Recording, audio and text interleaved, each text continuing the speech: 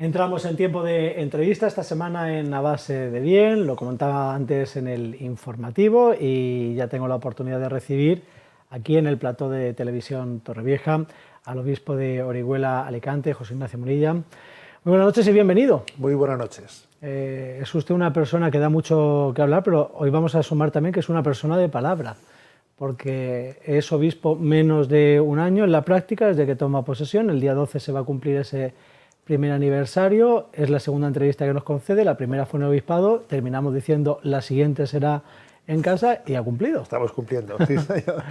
¿Qué tal está don José Ignacio? ¿Cómo lleva este casi año entre nosotros? Bueno, pues la verdad es que creo que ha sido un año que está cumpliendo las expectativas, ¿no? De lo que aquel día tan precioso, inolvidable para mí, ¿no? Pues del 12 de octubre vivimos pues una entrada tan preciosa en aquel lugar. Fíjate, se suele decir toma de posesión, ¿no? El obispo hace su toma de posesión. Tengo la impresión de que en realidad no es que el obispo tome posesión de la diócesis, sino que es ella la que toma posesión de uno, ¿eh? En el sentido que se mete en tu corazón, hace que te, bueno, pues que te encarnes en una cultura, que te sientas plenamente del lugar, ¿no?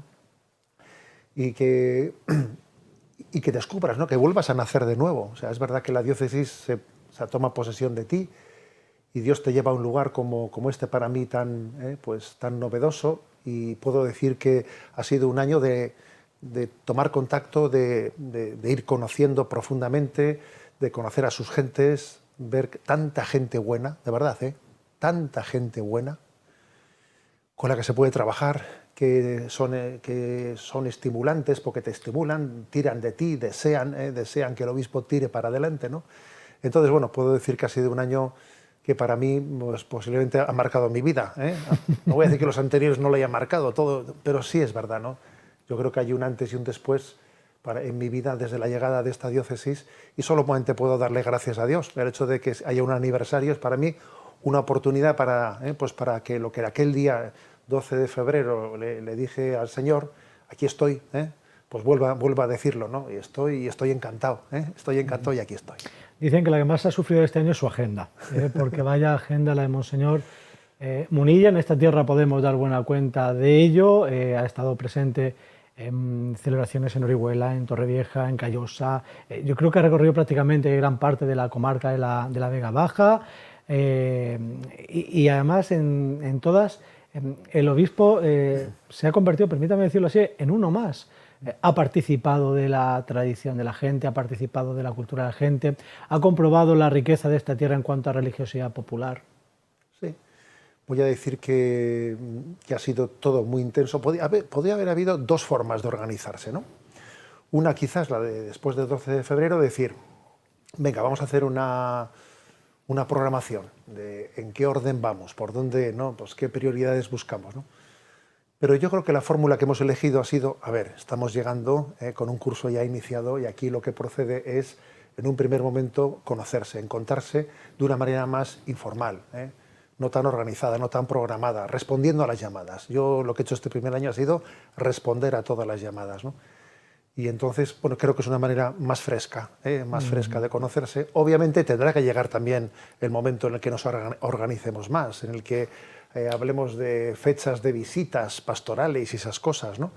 Pero yo creo que ahora lo que tocaba era hacer un contacto directo, fresco, directo, y creo que eso lo hemos conseguido.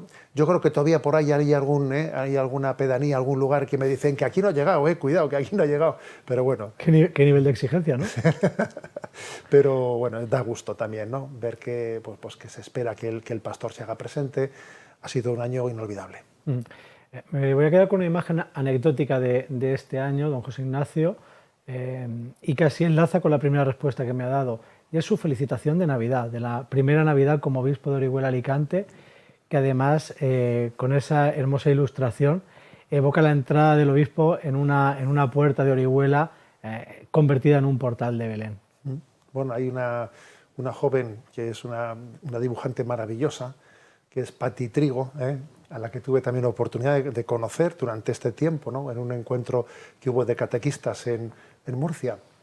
Y a ella le hice esa propuesta. Oye, Pati, ¿tú te animarías a hacer bueno, pues a dibujar esa escena, ¿no?, inolvidable de que el obispo allí montado en Bartola entra por esa puerta, y a convertir la puerta, ¿no?, a convertir la puerta de Orihuela en el portal de Belén, ¿eh? O sea, que la puerta de Orihuela sea el portal de Belén. Y la verdad es que, bueno, pues fue una de esas intuiciones que a veces nos vienen a la cabeza, una intuición que yo creo que fue, pues, simpática, ¿no?, y que mucha gente me la ha agradecido, ¿eh? Sí, de un obispo a lo mejor se espera un cuadro barroco del siglo no sé cuántos y llamó la atención. Creo, don José Ignacio, que lo que termina es un primer año de diagnóstico, y ahora hablaremos de algunos aspectos concretos. A rasgos generales, de lo que ha conocido, ¿piensa que la diócesis funciona adecuadamente o piensa que en algún momento hay algún aspecto que hay que reordenar y dejarle su impronta? Obviamente las dos cosas son verdad, ¿eh? O sea, yo creo que yo he subido a un tren en marcha. Creo que esta diócesis ha tenido unos grandes pastores, que está bien orientada, que las intuiciones claves que ha tenido, pues yo creo que no necesitan cambiarse, ¿no? Yo tengo la impresión de que aquí no se necesita un cambio de rumbo. Lo que uno, pues, viene a aportar es, dentro de esas claves, ¿no?, pues que San Juan Pablo II nos decía, que tenemos que estar siempre hablando de reinventarnos en la nueva evangelización, ¿no? Bueno, pues poner el acento en un nuevo ardor. Cada uno tiene su carisma a la hora de expresar las cosas, en un nuevo lenguaje, en unas nuevas metodologías, ¿no? Yo creo que son ciertos acentos, ¿no?, ciertos acentos los que hemos podido poner, ¿no? Quizás especialmente en materia de, bueno, pues de nueva evangelización, ¿eh? De nueva evangelización, porque no nos podemos conformar con decir vamos a mantener las estructuras que tenemos. No, porque si nos dedicamos a una pastoral de mantenimiento, estamos inevitablemente pactando con un progresivo debilitamiento, ¿eh? Es así. Es así. O sea, todo caduca. Todo caduca, ¿eh? O sea, un mantenimiento inevitablemente lleva a un debilitamiento, sino que hay que tener la capacidad de hacer propuestas nuevas y de llegar a los que no hemos llegado, ¿eh? Llegar a los que no hemos llegado, y para ello buscar métodos, pues formas distintas, ¿no? Creo que el Espíritu Santo es muy creativo, ¿eh? Y la creatividad también tiene que formar parte de nuestra pastoral. Hay una figura que a mí me llama la atención, porque además es una de las primeras decisiones así de magnitud de José Ignacio Munilla como pastor de esta iglesia diocesana, y es la creación de un vicario de evangelización, de poner esa figura pastoral también con un rango de vicario episcopal para que pueda tener también el peso específico que merece. ¿Por qué, don José Ignacio? ¿Y qué le ha encargado a un hijo de Orihuela como es Miguel Ángel Cérez? A ver, yo creo que sí, ciertamente es posiblemente, ¿no?, pues la aportación principal, ¿no?, que he podido hacer como obispo este año. Es caer en cuenta de que las distintas delegaciones, ¿no?, de pastoral necesitan también una visión conjugada, porque es posible que cada uno viva en un pequeño, digamos, departamento. Pues dentro de la iglesia hay distintos quehaceres, ¿no? Y entonces uno tiene el riesgo, pues yo es que me dedico a la pastoral del mayor y de la salud de los enfermos, otro se dedica a la de catequesis, otro se dedica, pues, a la liturgia. Entonces podemos tener departamentos que no tenemos noticia unos de otros, que no tenemos una especie de jugada común, no estamos interrelacionados, no hay sinergia, cosa que es contradictoria cuando en realidad incluso tenemos muchos fieles que participan al mismo tiempo en varios de esos lugares. Luego yo creo que un reto de la Vicaría de Evangelización era la conexión entre todas esas realidades pastorales, y otra, pues un poco a la que me he referido anteriormente, ¿no?, la clave de nueva evangelización, la clave de decir nos tenemos que aunar, tenemos que sumarnos y ver cómo aportamos cada uno, ¿no?, pues nuestro carisma de cara a la nueva evangelización, sobre todo la transmisión de la fe a las nuevas generaciones, que obviamente somos conscientes de que hay una notable diferencia, ¿no?, pues entre las generaciones adultas, que están mucho más insertadas, ¿no?, en las tradiciones de una Vega Baja, por ejemplo, ¿no?, que tiene unas tradiciones impresionantes, pero ojo, ¿no?, pues las nuevas generaciones no han recibido, no pensemos que han recibido tan fácilmente, ¿no?, toda esa tradición, toda esa riqueza, todo ese legado de la fe. Sí, lo conocen parcialmente, pero muy superficialmente. No les ha llegado a calar a impregnar plenamente. Por eso la Vicaría de Evangelización tiene ese plus de ir más allá del mantenimiento de nuestras estructuras y buscar el llegar especialmente al mundo más joven.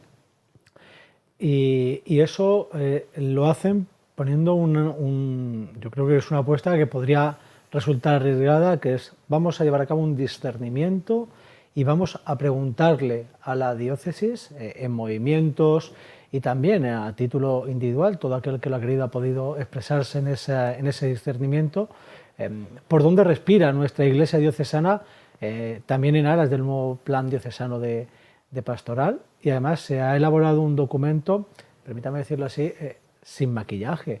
Es decir, si ha habido que poner en algún momento que las cosas funcionan mejor o peor dependiendo del cura de cada momento, eso aparece en el documento. Se ha hecho un análisis muy concienzudo. ¿Qué frutos se espera obtener de esa parte de escucha de lo que dice la Iglesia diocesana? Esa parte era importante, porque si verdaderamente queremos, ¿no?, pues, llegar a suscitar la colaboración de todo el mundo, pues la corresponsabilidad también nace mal si la gente no se siente representada o escuchada. Yo he observado que en esta diócesis se guarda memoria muy, digamos, agradecida de un lema pastoral que hubo hace ya antaño, no sé cuántos años son, en el que se dijo casa de todos, cosa de todos. He observado que eso ha permanecido en la memoria de los sacerdotes y de muchos laicos comprometidos en la vida de la Iglesia. Casa de todos, cosa de todos. Bueno, por eso era importante ese feedback, de preguntar y luego volver y traer de nuevo a los consejos pastorales las respuestas que se habían obtenido.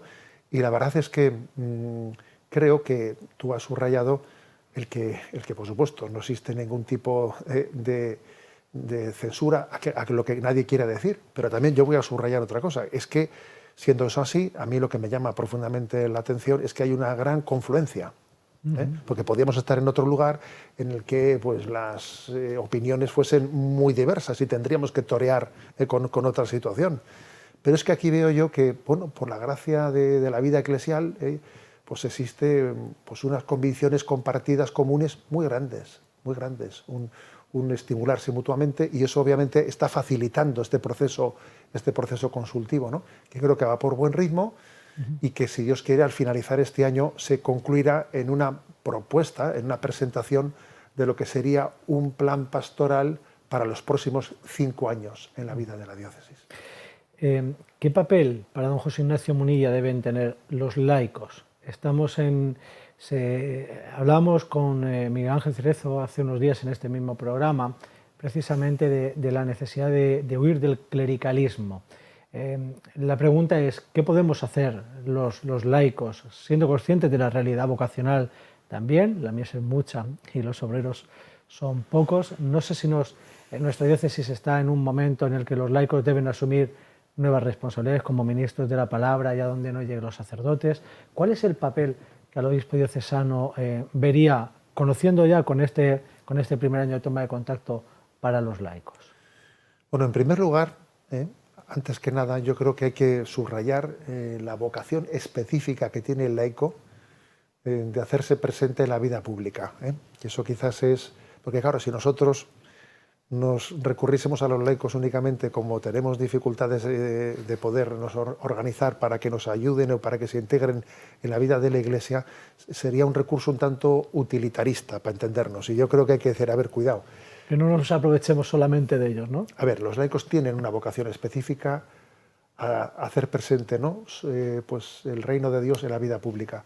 Cada uno allí donde Dios lo ha plantado, pues en los medios de comunicación, por ejemplo, la vida política, pues en la enseñanza, fíjate, en la enseñanza, en lo que es el arte, bueno, pues ahí es nada, ¿no? O sea, yo subrayaría ese aspecto, porque por desgracia creo que en España en este momento hay pocos laicos en la filosofía, en la historia, pues en el mundo de la novela, en el mundo de la política, que se hagan presentes en la vida pública explícitamente como católicos, en el mundo laboral, ¿no?, de todo tipo, ¿no? Ese es el aspecto específico. Y ciertamente también creo que un laicado maduro se traduce se traduce en un mayor compromiso en la vida de la Iglesia, pero no porque como hay pocos curas entonces tenemos que... No, porque eso sería un error. Recurrir al laicado porque nosotros necesitamos más manos, cuidado. Yo creo porque el propio laicado, porque su madurez conlleva más responsabilidades, ¿no? Por eso también es muy importante, para que eso pueda llevarse a efecto, ¿no? Pues la formación del laicado, una formación, claro, eso es básico, para que el laicado pueda tener dentro de la Iglesia pues un tipo de presencia de mayor peso. El tema de la formación es clave. Entonces, por ejemplo, ¿no? Pues en la diócesis existen pues medios formativos, ¿no? Medios formativos en los que bueno, pues existe una formación un poco adaptada, adaptada para los laicos, de filosofía, de teología, lo que llamamos ciencias religiosas, que es un poco pues una adaptación de la carrera de teología, ¿no? Que sería importantísima que en los próximos años fuésemos capaces de difundirla más, porque en la medida en que tengamos un laicado más formado, imaginémonos, por ejemplo, ¿no? Pues que los responsables de las cofradías, tuviesen una formación teológica de ese nivel. Bueno, eso sería, claro, eso les permitiría tener pues una capacidad de poder implementar pues muchas iniciativas dentro de las cofradías, etcétera, etcétera, ¿no? Por eso el tema formativo es clave para que el laicado, ¿no? Pueda llegar un poco a desarrollar todas las capacidades que tiene, ¿no? Tanto en la vida pública como en el seno de la Iglesia. Hay una figura de la que leí algo no hace demasiado tiempo, que era la figura de las unidades pastorales. Precisamente a lo mejor a colación de esta última idea que le planteaba de la necesidad de que los sacerdotes puedan atender adecuadamente su función como celebrantes de los sacramentos. Unidades pastorales, el tema de que se atiendan a más de una comunidad a través de un mismo pastor o de un conjunto de sacerdotes. ¿Esa figura se está estudiando? Se está estudiando. Y obviamente pues hemos también pensado que la iremos implementando desde experiencias piloto. Lo hacemos aquí, lo hacemos allí y vamos viendo qué resultados obtiene, ¿no? Pero yo creo que es necesaria por dos razones, No solo por el hecho de que hay menos sacerdotes y entonces es que conviene agrupar una serie de parroquias para poderlas atender de una manera más conjugada. También hay otras razones. Y es que, por ejemplo, pues en este momento en el que vivimos, pues decirle a un joven de un barrio, no, es que tú no eres de esta parroquia, tú eres de la otra, llega hasta esta calle, el alinde parroquial, ¿no? Y tú para hacer la confirmación vete a la otra parroquia. A ver, son límites que se nos ha ocurrido poner, pero que un joven hoy en día no lo entiende, ¿no? Pues un joven hoy en día vive en una cultura en la que no existen... Bueno, más global. Es más global, más bien es un mundo digital en el que vive, ¿no? Entonces, lo lógico es que, pues, por ejemplo, en un contexto en el que hay varias parroquias vecinas, sean capaces de hacer propuestas comunes. Diciendo, venga, tú encárgate de acoger a todos los jóvenes, yo me encargo de acoger a todos los niños, yo me encargo de acoger a Cáritas, yo me encargo... O sea, que hagamos una especie de puesta conjugada, porque la vida misma es mucho más global que era anteriormente, y ahora cada uno no vive en su pequeño barrio, sino que existe entre nosotros una comunicación pues mucho más fluida. O sea que yo creo que las razones son varias para que esa figura de unidades pastorales pues termine por imponerse. Se lo pregunté también a su vicario de evangelización y se lo pregunto a usted también, ya que tengo la oportunidad. Le preguntaba yo a Miguel Ángel Cerezo si era bueno o malo que el obispo escuchase a todo el mundo. No sé si le ha generado muchos dolores de cabeza en este año escuchar a tantas personas, porque he podido saber de gente que está próxima a usted que si algo hace José Ignacio Munilla es escuchar. No es malo. O sea, no veo que tenga riesgos. Pese a la contradicción de algunos. No es malo escuchar en absoluto. O sea, la verdad la realidad tiene muchos matices.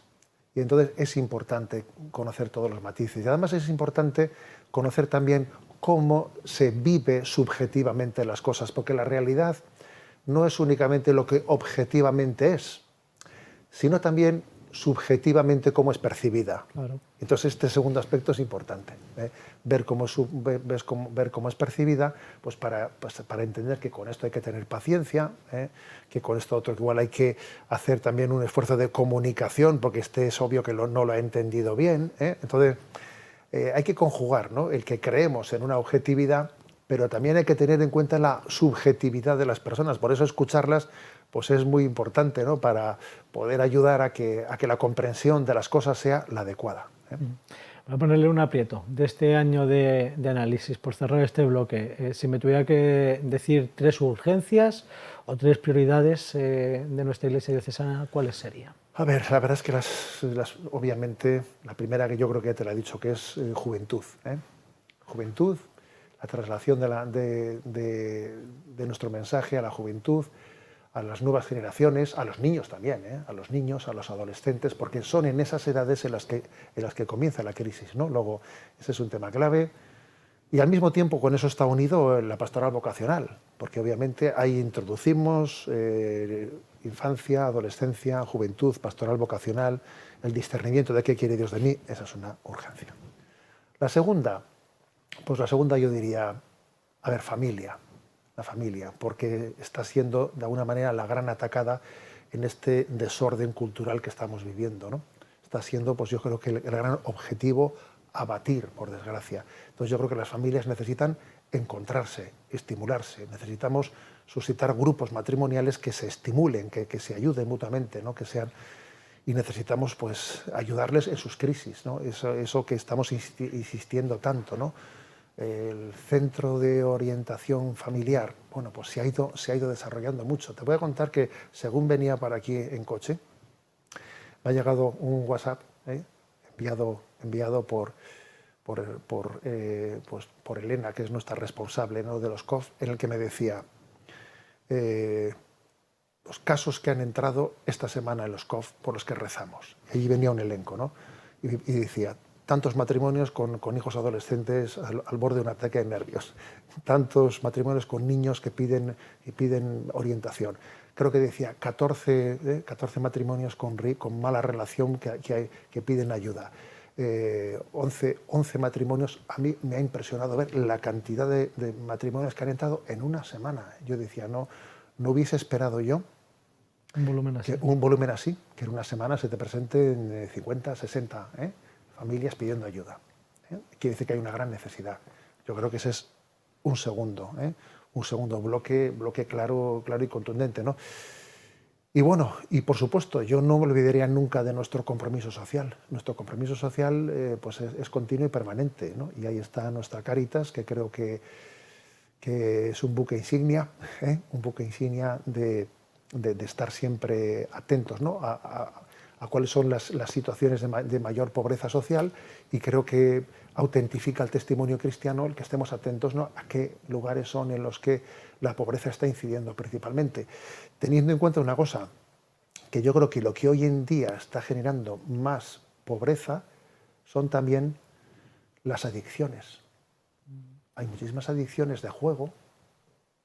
Por ejemplo, yo estoy impresionado de cómo cuando voy a los pueblos de la Vega Baja, a ver, entra el obispo en coche en un pueblo de la Vega Baja y allí en la calle principal del pueblo, allí hay una sala, 2 salas... Apuestas deportivas.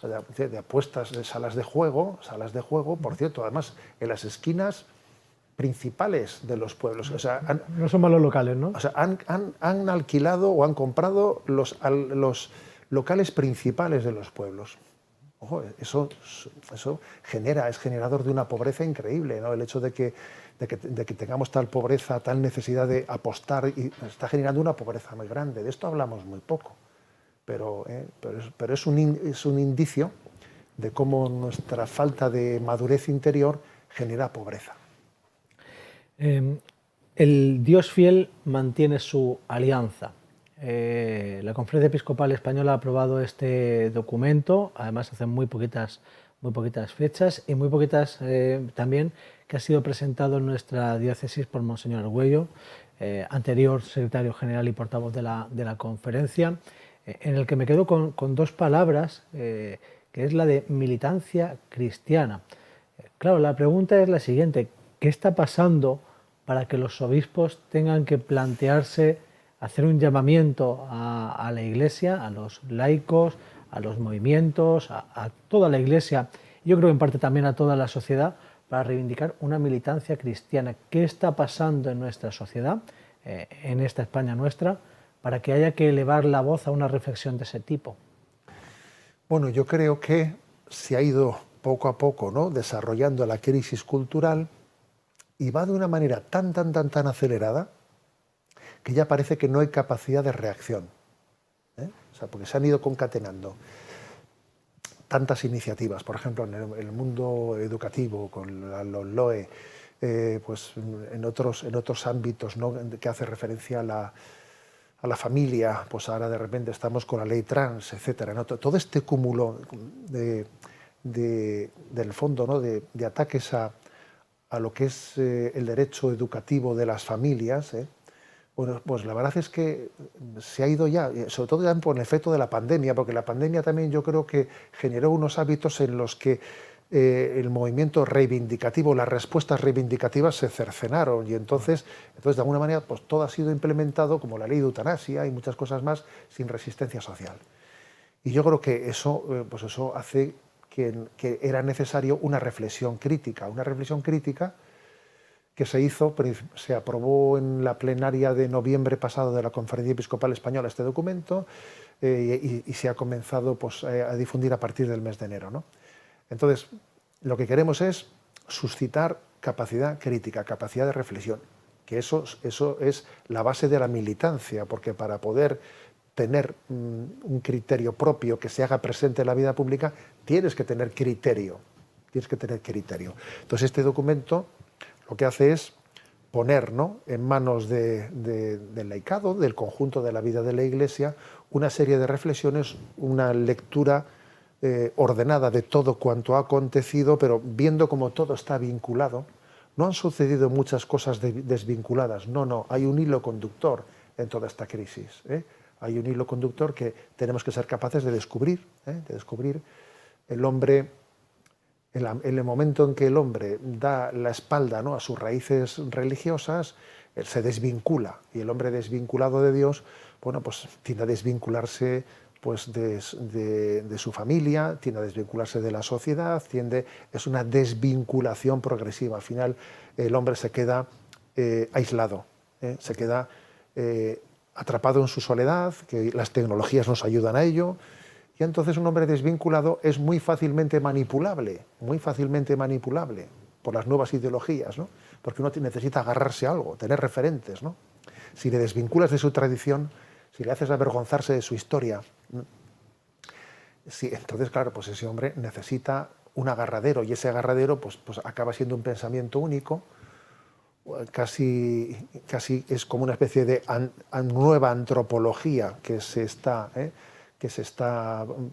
no voy a decir proponiendo, sino imponiendo en el sistema de enseñanza, que está generando pues, muchísimas heridas, porque todo esto no ocurre sin que se estén generando muchísimas heridas en nuestros niños, en nuestros adolescentes y en nuestros adultos también, ¿eh?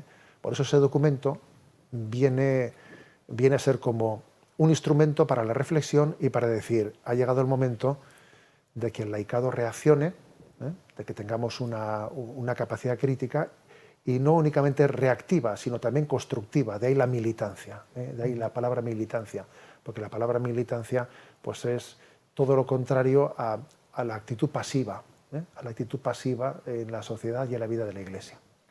¿Y no le llama la atención, Monseñor Munilla, que al final todo esto al final se nos esté dando traslado a la sociedad, como que avanzamos en derechos? Tenemos ya derecho a una muerte digna, tenemos derecho a decidir sobre nuestro propio cuerpo. Hace unos días usted mismo retuiteaba un vídeo en el que se veía al portavoz parlamentario del Partido Socialista. Me ha notado el entrecomillado: no hay ni gobierno, ni Estado, ni Dios que pueda decidir sobre el cuerpo y la vida de las mujeres. Es decir, es que toda esta situación a la sociedad se nos presenta como que es un avance en nuestros derechos, como si viniésemos de una situación peor, y ahora con todos estos cambios normativos lo que estamos es avanzando hacia un mundo en el que todos tenemos más derechos, claro, y a quién le va a sonar mal la música de tener más derechos y menos deberes. Pero es que el tiempo está demostrando que no es cierto que sean nuevos derechos, sino que es una imposición. Porque si fuese verdad, por ejemplo, que son, pues, que de lo que se trata es de querer la libertad y que todo el mundo pueda elegir libremente, por poner un ejemplo, si eso fuese verdad, no hubiese acontecido pues, lo ocurrido, por poner un ejemplo, pues, en esa polémica que se ha suscitado en el gobierno de Castilla y León, cuando se hace un protocolo para que las mujeres que están en situación de abortar puedan elegir en base a alternativas, para que usted pueda elegir si quiere abortar o no quiere abortar, pues aquí hay unas alternativas, ¿no? Entonces yo veo las alternativas, tengo tales ayudas, pues, pues de una guardería, tales ayudas psicológicas, tengo tales ayudas médicas, y entonces yo decido. Pero no, eso no se permite. Con lo cual, en el fondo, no es cierto que sea un derecho a elegir, sino más bien es una imposición. A los hechos me remito, ¿no? Y lo cierto es que en la tramitación que la ley de aborto está teniendo esta misma semana pasada en el Senado, se ha votado el que ninguna comunidad autónoma pueda tener la capacidad de tener un protocolo en el que dé una posibilidad de alternativa o de discernimiento a quien libremente lo quiera. Entonces, con lo cual, lo de derecho y lo de libertad de elección yo no me lo creo, porque a los hechos me remito, ¿no? En el fondo se ha pasado del relativismo a una dictadura del relativismo. Entonces creo que esto es lo cierto, como por ejemplo en lo que es la ley trans, en la que resulta pues, que no es que se esté ofreciendo una posibilidad a quien tenga, no, es que se está diciendo que a unos padres se les puede quitar la patria potestad de sus hijos si ante unos síntomas supuestos de disforia de género no cumplen el protocolo que el Estado entiende que tiene que cumplir. Si no lo cumplen, los hijos pueden ser arrebatados a sus padres. Pero es que los hijos de quién son del Estado, ¿no? Claro. Entonces claro. Tiene su coherencia con ese pensamiento. Tiene su coherencia. La famosa frase de la ministra Celaá, hoy embajador ante la Santa Sede. Hoy embajador ante la Santa Sede, que eso pues es irónico, ¿no? Es irónico, pues resulta que de ninguna manera, así lo dijo ella solemnemente, ¿no? De ninguna manera cabe decir pues que los hijos son de sus padres, ¿no? Claro, pues obviamente detrás de esa afirmación sabemos lo que hay, es una concepción estatalista que no tiene como interlocutor a la familia, sino al individuo. Digamos, esta concepción de Estado no quiere a la familia como interlocutor, quiere al individuo, que obviamente es mucho más vulnerable y manipulable que una familia. Hemos hablado del derecho a la vida y a mí me llama mucho la atención, don José Ignacio, un hecho en sí, y es que se convierta en un elemento noticioso que llame la atención que un obispo defienda la vida y ore por la vida. Sí. Eso hoy es noticia. Sí. Es noticia porque curiosamente la libertad de expresión, la conocida libertad de expresión, únicamente se entiende al servicio de una ideología. O sea, no es cierto que se crea en la libertad de expresión. Yo, por ejemplo, recuerdo que pues en mis tiempos jóvenes se hablaba de la objeción de conciencia, de respetar la conciencia de cada uno como un signo de progreso, de progresismo. Respetar la objeción de conciencia, ¿no? Yo en mis años también soy de los del tiempo de la mili. Yo he hecho la mili, Entonces, bueno, pues en aquel tiempo se hablaba de la objeción de conciencia en el servicio militar y era pues como una reivindicación progresista, ¿no? Pero es curioso que llegados al poder y cuando uno tiene la sartén por el mango, entonces lo que en un tiempo pues era un avance progresista ahora se niega. No existe la libertad de conciencia, es decir, existe el pensamiento único, ¿no? Y uno tiene derecho, ¿no? Pues a manifestarse a favor de lo que es políticamente correcto. Si hace un gesto público, como es por ejemplo pues estar delante de una clínica abortista rezando sin más,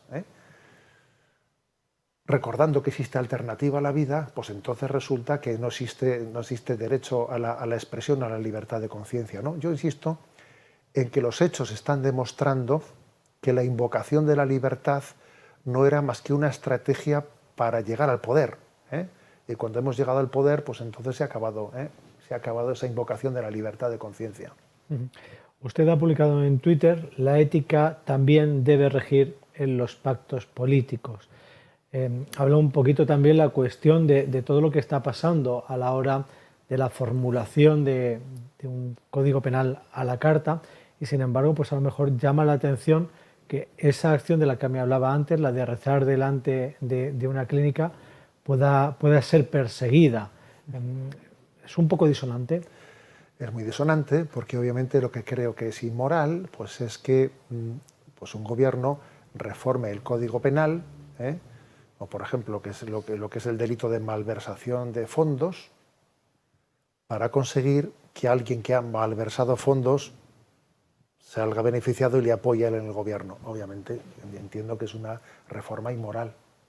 Es inmoral el que alguien modifique la tipificación de un delito a petición de un delincuente para él poder recibir un apoyo del gobierno. Obviamente es inmoral. Como también es inmoral las medidas de progresiva politización del mundo judicial. Porque el mundo judicial, sí, para que una democracia funcione, creo que tiene que existir una independencia, ¿no?, de los distintos poderes, y que el Poder Judicial tenga el grado de dependencia, ojalá no tuviese ninguno, me explico, ningún grado de dependencia del mundo político, pero desde luego que en todo caso todavía crezca en dependencia del mundo político, hace que la ciudadanía al final no crea en la justicia. Porque si resulta que se va a dictar pues una resolución de constitucionalidad o inconstitucionalidad, ¿no?, o una resolución en el Supremo, en el Constitucional, donde fuere, y entonces si nosotros hacemos los cálculos de cuál es el voto previsible en base a la adscripción política de los jueces que allí han sido elegidos, a ver, tenemos un problema. Eso nos va a llevar a no creer en la justicia, a entender que la justicia sirve a fines políticos, ¿no? Por eso creo que la Iglesia siempre, ¿no?, ha subrayado la importancia de respetar la independencia del poder, del poder judicial. ¿Ha apreciado usted, don José Ignacio, diferencia en el tratamiento social, mediático del asesinato hace unos días del sacristán de Algeciras con respecto al tratamiento que se le ha dado a otros crímenes yihadistas? Bueno, la verdad es que tampoco soy una persona que siga mucho, digamos, los medios de comunicación. Recibo mínimamente las noticias, no podría hacer ese análisis comparativo. Lo que sí que creo es que nos tenemos que hacer la idea de que posiblemente el yihadismo de estos momentos es un yihadismo mucho más aislado que el que pudo ser en otro momento en el que se hablaba de células mucho más organizadas, etcétera, ¿no? Creo que hay que tomarse en serio la posibilidad de que los atentados yihadistas vayan a tener un perfil muy del tipo que hemos vivido en Algeciras, que es un sujeto que ha permanecido aislado, pero que por internet, etcétera, ha recibido pues toda una una ideologización que le ha permitido hacer eso, ¿no?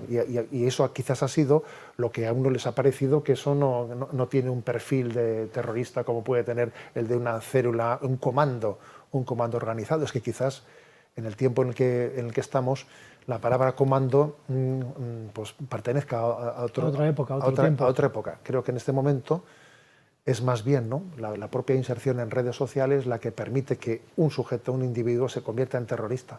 Eso creo que hay que tomárselo mucho más en serio de lo que nos lo hemos tomado. Don José Antonio, la Generalitat Valenciana y la Iglesia de la Comunidad Valenciana se han sentado juntos en una mesa, en una comisión bilateral. Alguien dijo una vez que si algo quieres que no funcione, crea una comisión. Ahora le preguntaré si tiene esa sensación. Se ha creado una comisión en la que se sientan representantes de varias consellerías, el propio presidente, los obispos y el arzobispo de Valencia, de toda la comunidad valenciana. Quiero preguntarle si eso solamente es una foto o ese tipo de encuentros tiene utilidad, sirve para algo, o es una comisión florero. Bueno, para poder responder a esa pregunta necesito un poco más de tiempo, porque quizás en pocos meses vamos a ver si eso se limita un poco, ¿no? Pues a una escenificación que se hace pues en estos momentos, que además estamos en unos momentos preelectorales, etcétera, o si eso verdaderamente tiene un contenido. Está por concretar todo ello. Entonces, en este momento todavía yo no estaría con la capacidad de poder decir esto ha sido una foto florero, o verdaderamente pues, se han abierto cauces de comunicación en los que nosotros hemos valorado, ¿no? Siendo conscientes de que podía existir el riesgo de que las cosas se queden en una fotografía en un contexto determinado. Hemos valorado los pros y los contras, pero hemos dicho, a ver, queda constituido, ¿no? Pues un marco con unas convocatorias mínimas al año, de 2 reuniones al año, en las que, hombre, pues reducir eso a nos vemos y nos sacamos una foto 2 veces al año va a ser muy... Hasta dentro de 6 meses. Va a ser muy difícil que eso sea así. Nosotros, obviamente, vamos a intentar sacar todas las consecuencias de ese diálogo en todos los niveles, tanto, por ejemplo, en el tema de bienestar social, como en el tema educacional, cultural, etcétera, ¿no? Como el tema de patrimonio. Vamos a tomarnos en serio la implementación. Por eso, esa pregunta que me formulas también yo la tengo. También yo la tengo. Pero vamos a ver si en los próximos meses somos capaces de responderla. Hace unos meses se celebró en Valencia un acto multitudinario, un acto de oración, como es el rezo de un rosario, y en ese acto se anunció ese documento de voluntades anticipadas. Me gustaría saber el minuto y resultado, porque tuvimos la sensación de que parecía que iba a ser de una implantación más rápida, pero a lo que usted me diga lo contrario ahora, parece que todo va más lento de lo que inicialmente se deseaba. Sí, es cierto. Es cierto, y hemos tenido dificultades en las que la Consellería, pues que al principio parece que habíamos ya acordado de la forma concreta en la que eran recogidos, ¿no?, esos formularios en los que se manifestaba las voluntades anticipadas de cómo, en qué circunstancias uno quería vivir, ¿no?, y qué tipo de atención médica quería tener en la última fase de su vida, renunciando a la eutanasia. Pero es verdad que estamos teniendo dificultades a la hora de entregar y implementar esos formularios y esas peticiones. Bueno, es verdad que es algo un tanto novedoso, la fórmula de entrega un poco, digamos, no individual, sino colectiva, que habíamos buscado para hacerlo más ágil. Pero bueno, confío en que estas dificultades seamos capaces de desatorarlas. Pero es cierto que nosotros también teníamos la previsión de que íbamos a ser capaces de ponerlo en marcha de una manera inmediata, y está teniendo más dificultades. Pero insisto que me parece que tenemos que hacer un esfuerzo por ver el gran valor que tiene que nuestra ficha médica, que la ficha médica de cada uno de nosotros pueda constar que hemos hecho una declaración de rechazo de la eutanasia. El que conste nuestra ficha médica tal solicitud nos puede evitar muchos problemas llegado un momento en el que estemos en una UBI y haya que tomar muchas decisiones.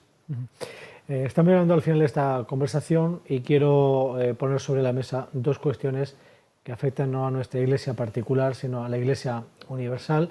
Una es el fallecimiento del Papa emérito Benedicto XVI. Ha sido un acontecimiento inédito en la historia reciente de que un pontífice entierre a su predecesor en esta situación ya per se difícilmente recordable, desde luego, creo en 600 años no se había dado una casuística así, y nos deja el Papa Benedicto con muchas voces que creo que entre ellas está la suya también, que hablan de empezar a rascar las virtudes heroicas, de que se abra el proceso de canonización del Papa teólogo. Sí. Sobre todo porque yo creo que hay un gran consenso en una palabra: humildad, que es un hombre profundamente humilde. Mira, la humildad es una virtud sin la cual el resto de las virtudes dejan de serlo. Es que sin la humildad las demás virtudes no existen, ¿no? Entonces yo creo que él ha sido profundamente humilde. El hecho de que él haya tenido un don de sabiduría extraordinario en absoluto, ¿no?, se ha derivado en una persona prepotente, sino todo lo contrario. Y creo que ha sido un siervo humilde de la verdad, que ha tenido que sufrir mucho. De hecho, ahora mismo estamos estamos conociendo, no lo habíamos sabido hasta ahora, se están sabiendo cosas ahora, ¿no? ¿Cuál fue la causa más inmediata de su renuncia, de por qué él renunció?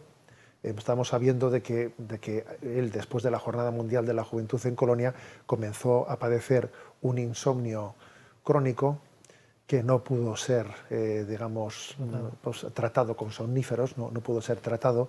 Y claro, pues el agotamiento al que él llegaría, ¿no?, con el peso tan grande que estaba sosteniendo sobre él de la vida de la Iglesia, le desgastó plenamente, ¿no? Le desgastó. Con lo cual es un hombre que ha desgastado sus fuerzas y su salud, y yo creo verdaderamente en su santidad, ¿no? Allí hubo el día de su funeral, tuve la ocasión de estar allí presente.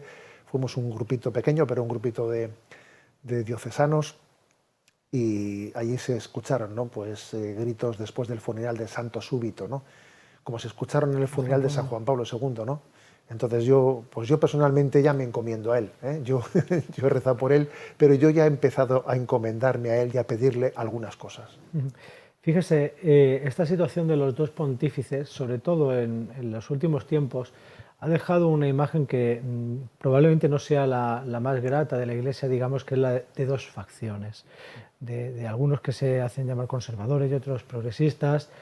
La publicación reciente del libro del secretario de Georg Ganswein, también cómo ha sido toda esa tesitura y todo lo que se cuenta de la relación, también la publicación del controvertido libro con el cardenal Sarab, o no con él, sino del cardenal Sarab con las aportaciones que hizo el Papa Benedicto. Esta herida en la Iglesia, esta herida, o el Papa Francisco se lo toma con diplomacia cuando le hacen algún tipo de entrevista, y dice que si ahora se expresan es porque hay libertad para ello. O son chismes de tertulianos. A ver, yo creo que esta no es la herida, ¿eh? La herida ciertamente que sí que existe y que hoy se está escenificando pues con el sínodo alemán, pues es esa. Y bastante gorda. Y bastante gorda. Es decir, esa especie de pretensión de contraposición, ¿no?, del pontificado de Benito XVI y el Papa Francisco, yo creo que es una supuesta herida que no es tal.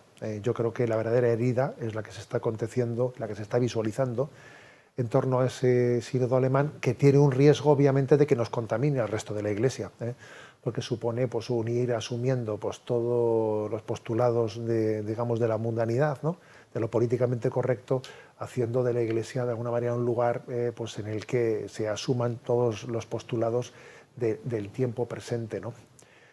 Y bueno, ese creo que es el tema clave.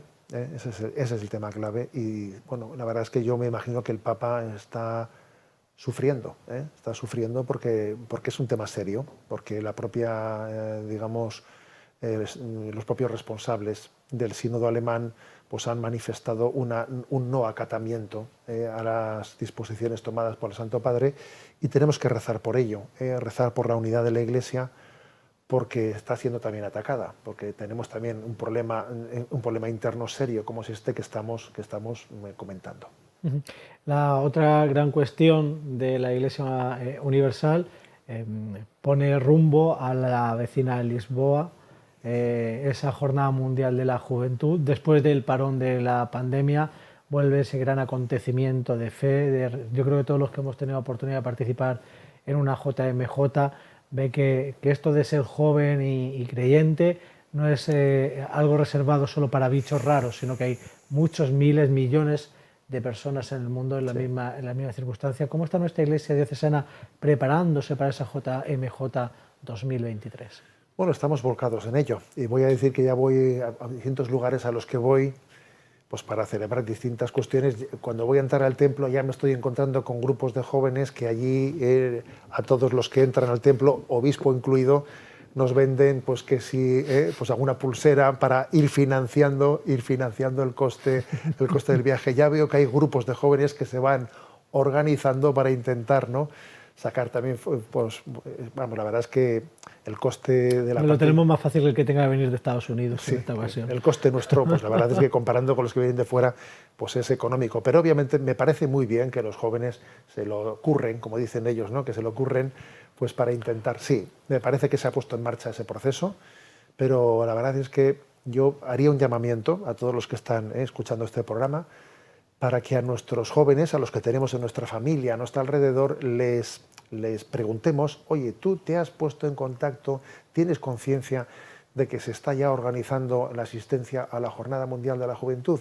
Yo creo que haríamos un gran apostolado si a los jóvenes de nuestro entorno hacemos un poco de embajadores, porque habrá algunos jóvenes que lo tengan la invitación la tengan ya muy cerca, pero otros habrá que todavía de este tema no hayan llegado a oír hablar, ¿no?